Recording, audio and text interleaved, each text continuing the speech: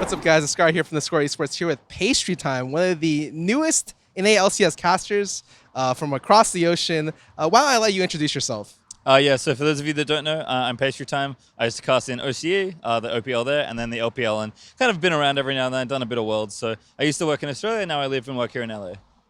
So about 2 or 3 years ago, I knew of you, and you were actually one of my favorite casters back then.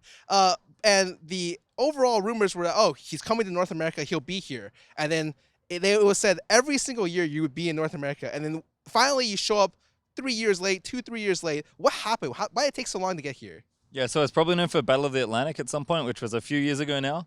I did that tournament, which was great, and then they were interested in getting me on board. Unfortunately, we kind of ran into some visa problems where apparently getting into the US is tricky sometimes, and we just couldn't quite sort it out in time. So I kept working, worked in the Sydney office back in Oceania for a little while on their projects, and then finally had an opportunity to come here and made it. So it was just kind of sorting out some admin more than anything else. Was it really disappointing to not be able to come to North America at the time? Because as I understand, like the OPL wasn't really big at the time, and still even now is very ongoing, but especially back then was almost like brand new. So the like letdown from probably going to NA LCS to there must have been like quite big, I would imagine. Yeah, kind of like at the time it was a bit disappointing. Obviously, it's a great opportunity to come here, but it was cool to get to build up both LPL and OPL locally there. So it was kind of a trade-off, I guess. Like, yeah, it would have been cool to be here earlier, but I also got to do a bunch of cool stuff there and kind of help that team. So I'm glad to be here now. And at the time, it may have been disappointing. Like, I think it actually worked out better this way. How is it being here in NA LCS? Like, how do you like it? Do you like working with the crew, the casters? I've worked with a bunch of the production in the past before, and I'm just curious what your thoughts on them are now that you've had about half a split to work with them. Yeah, so actually the biggest reason I really moved was to work with this team. Like, it was a huge opportunity to level up and get better and to kind of experience a new country and a new league. And like the casting team, the production team's amazing, and I love working with them. They're great. I'm learning so much, I think, week in, week out. And it's just been such a great opportunity for me as a caster to sort of really like discover how good I can be as a caster and kind of where I'm going. And this team's just awesome. Well, I don't want you to pick favorites, but Dominic just tweeted that he really likes Azael, like Azael and you together. Is there a duo that you feel like you just do very, very well with?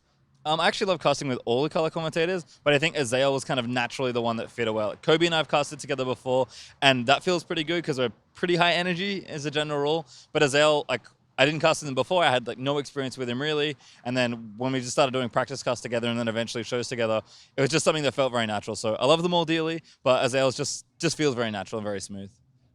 How would you classify your casting style? You know, I don't mean just like color or commentating. I mean, like, what do you think your strengths are?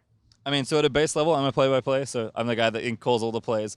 But I've always been known for like very passionate, very high energy commentating. So I guess that's where my biggest strength is. Other than that, I like to sort of like tell the story of how the players and the game is going. Like, I think for me, the reason I love watching esports is because you get a real human reaction from watching it. Like, I get super excited watching esports, not just League, but just in general. And I think I want to transfer that feeling and that excitement to the audience, and that's kind of what I want to bring to every cast. Well, I mean, your enthusiasm aside, what do you look to work on then? If you're already like great at enthusiasm, great at doing this play-by-play, like what are you really focusing on to try to level up your game? So I actually spend a lot of time thinking about commentating, not just for myself and how I can get better, but how, you know, can I make other commentators better? What if I have to train a new commentator? What would that be like? And sort of thinking about how we can develop commentary and shoutcasting as sort of a thing, because it's sort of unexplored, right?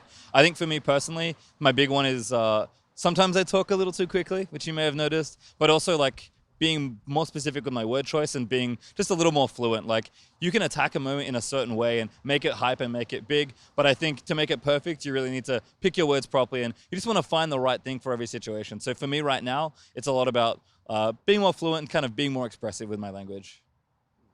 As a content creator, a person who does YouTube editing and like streaming on the side, I've always thought it best to think of creating content as like telling a story.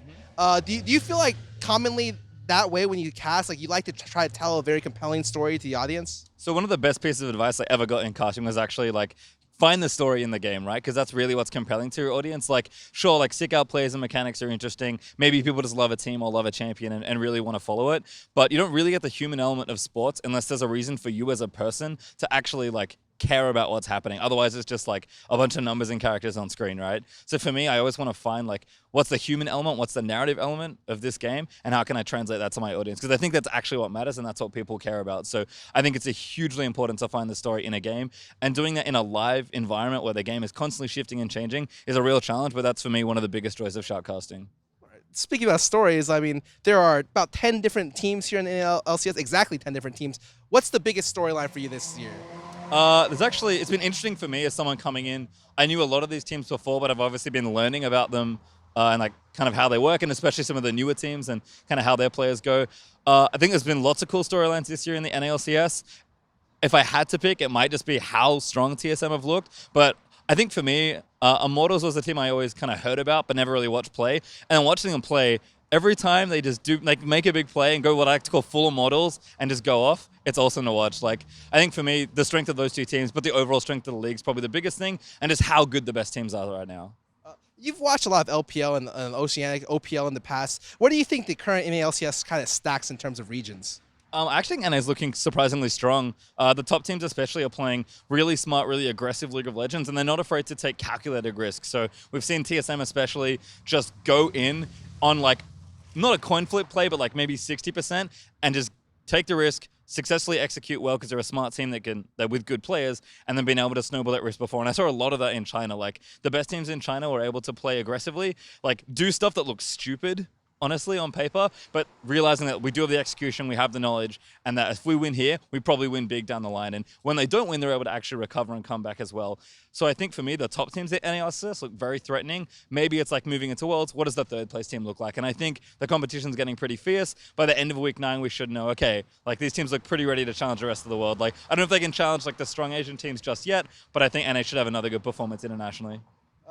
And lastly, I just want to know, what's the biggest surprise since coming to this country? I know you come from Australia. Like, what is the thing that really stood out? So I was told before I got here that America spoke English. I believe I've been lied to, because for the first few weeks, ordering food could be a hassle. Like, even though we're technically speaking the same language, just like little nuances because you guys use different words to us. That was the biggest challenge, but that was pretty quickly to overcome. Eventually, I kind of just learned all the lingo. All right, great. Do you have anything last minute thoughts to say? Anything to your fans out there? For all the fans out there, thank you guys so much. I know there was a long wait to sort of get me here. I'm super excited to help level up this team and myself, and it's been a joy casting NA LCS so far. I'm looking forward to doing it, so thanks for the support. Well, it's Carr here with one of the first imported casters in the region. You can find more content online on theScore eSports and on our mobile app. Thank you guys. Hope you guys have a nice day.